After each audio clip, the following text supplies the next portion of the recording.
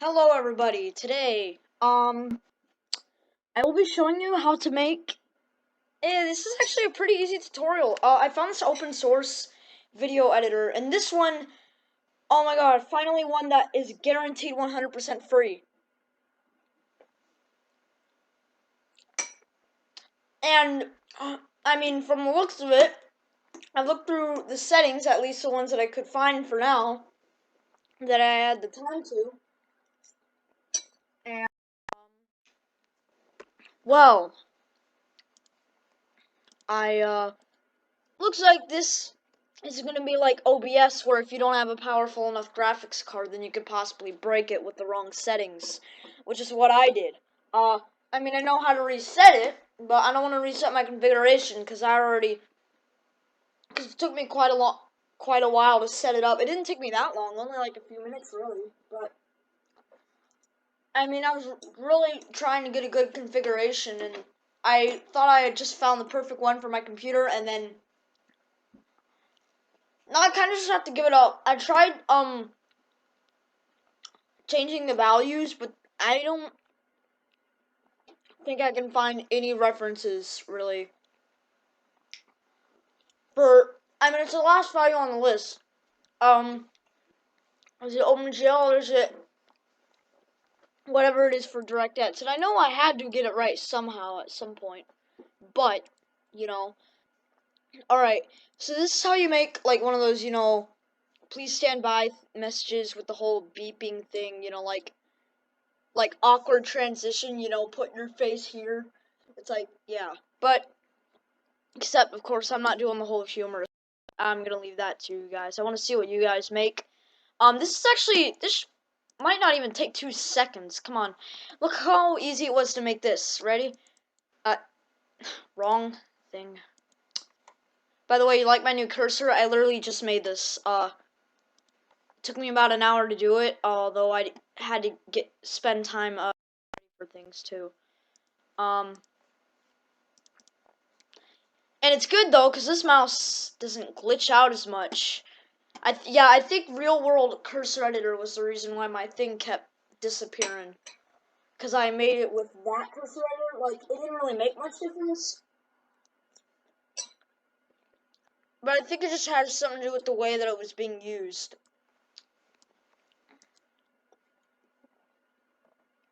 Of course, I was having a shortage on, so obviously I didn't make all cursors for everything, but either way. This one looks real frickin' ugly. It was supposed to originally be like the loading thing, but who cares? Okay, well, watch this, alright? Actually, I can just pull it up in Method Draw right here. You see this?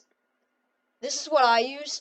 You can use any drawing program you want. Method Draw is actually good if you want to get, like, any resolution and be able to scale it. So,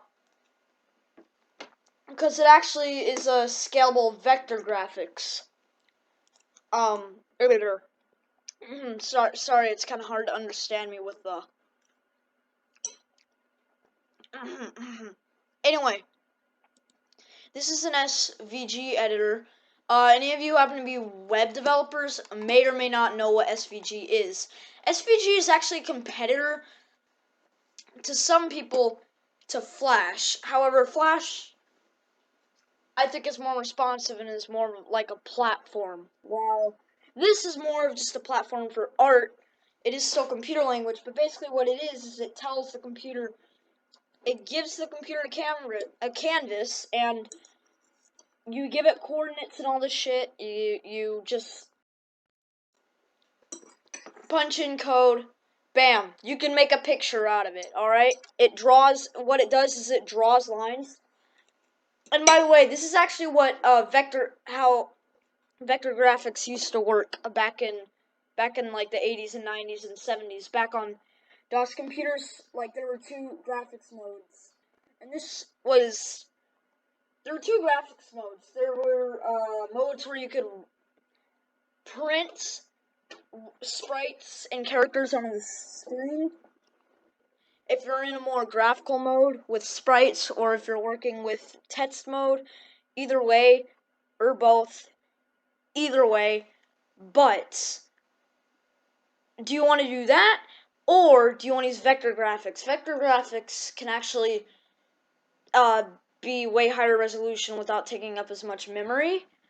Maybe you won't be able to add quite as much detail, 100% guaranteed, but you could make a 3D maze game out of vector graphics back in the day. I'm not kidding, and that's where SVG gets its name, scalable vector graphics.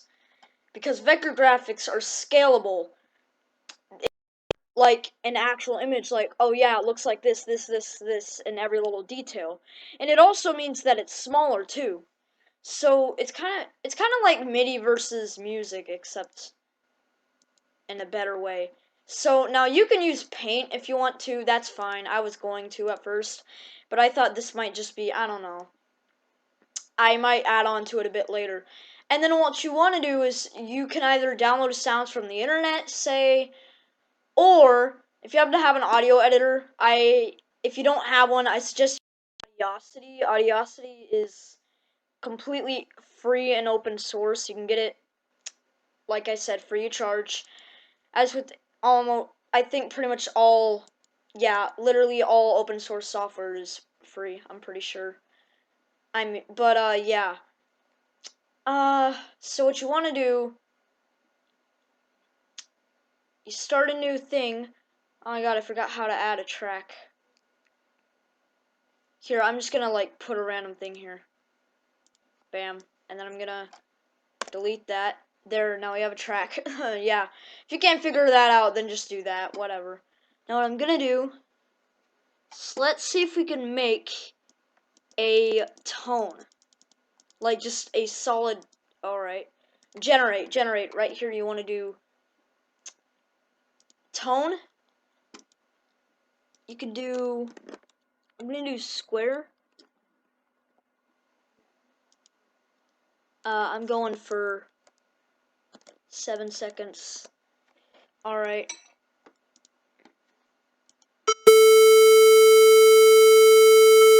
Holy. Oh, that's actually lagging me out. Huh. Hold on. Maybe. Alright, so I'm gonna undo that and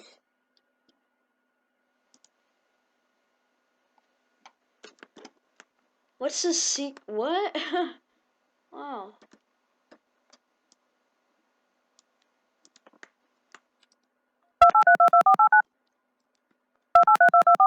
Oh! Oh, that's what that is. Okay. So don't go for that. Those are like dialing tones, like if you have like a phone number or something.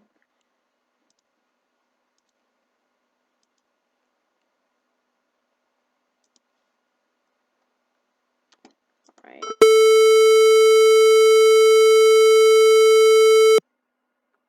Alright, if we can get a little more. Hold on.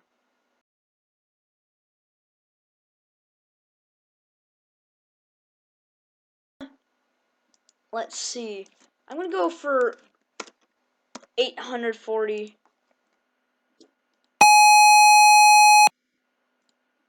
Yeah, it's a little too high. How about 670?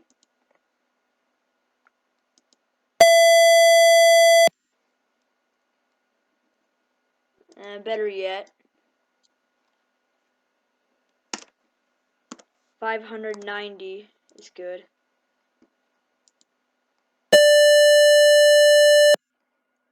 Perfect. Now, once you're done and you have a right tone, don't worry about like putting it as MP3. That actually requires like special thing. I already have my thing installed. Just save it as a wave. If you want to, you can save it as OGG Vorbis, but I suggest you don't because it's not really the best idea. Yeah. Partially because there's several reasons.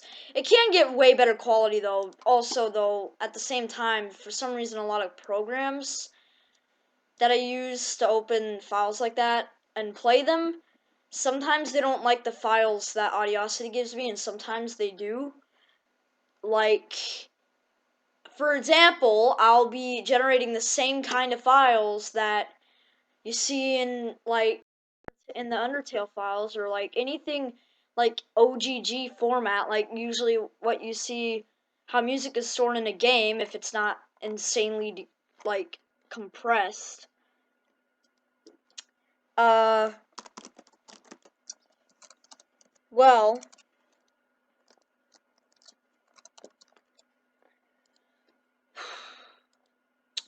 usually there's like a 50-50 chance it works. So, is it done?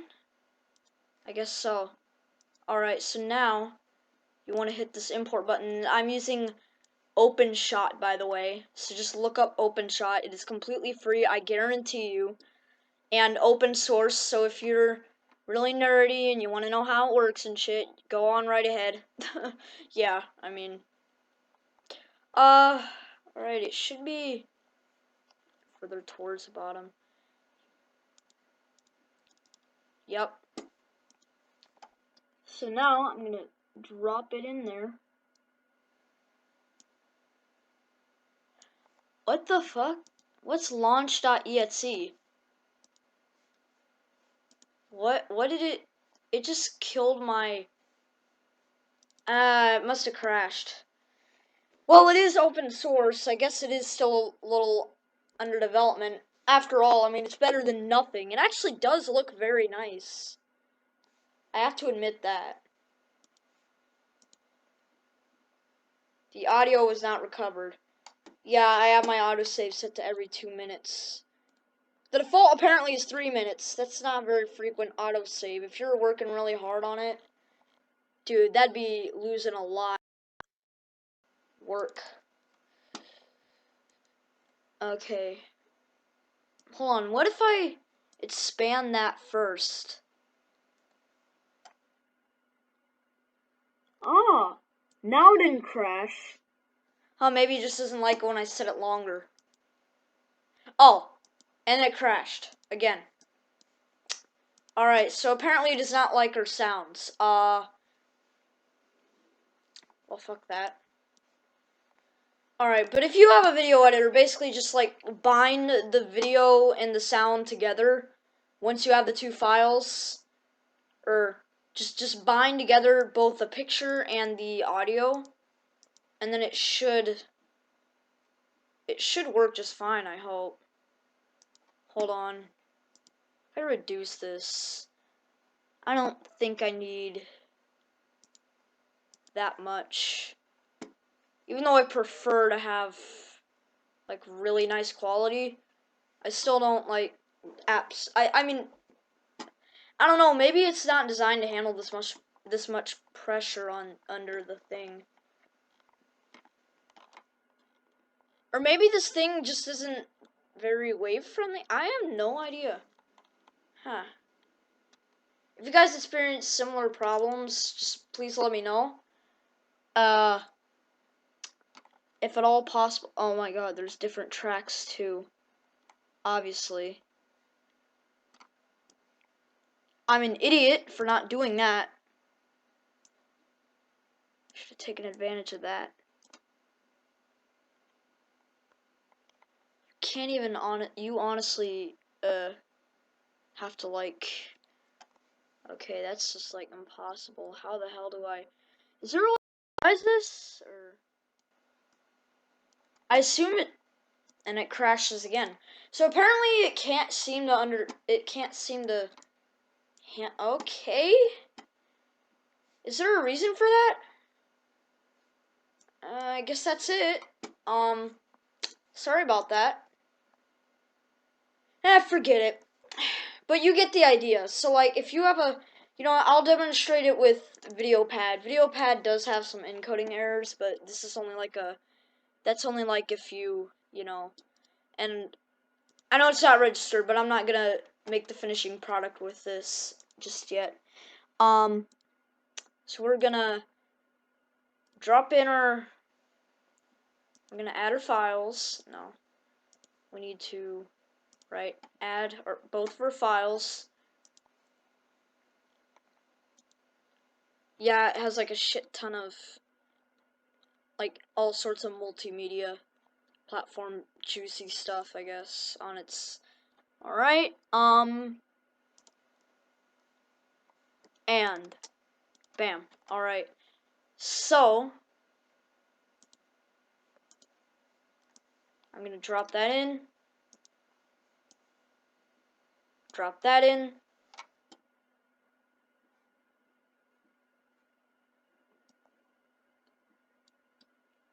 And any second.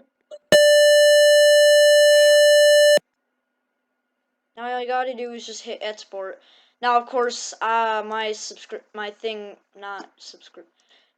kind of ran out, but hold on, does it? Yeah, you can only like here.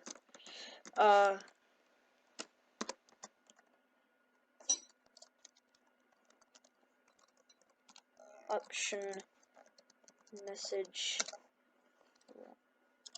one.